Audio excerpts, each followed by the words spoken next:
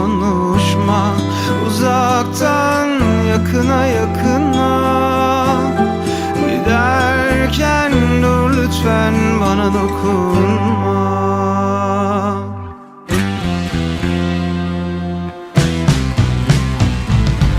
Yalnızlık senden kolay, hiç yorma kendini. Kaldırdım duvardaki en güzel resmini. Yakında kalbimden de silirim ismini. Boşver, senin yanın mahşer yeri. Yalnızlık senden kolay, hiç yorma kendini.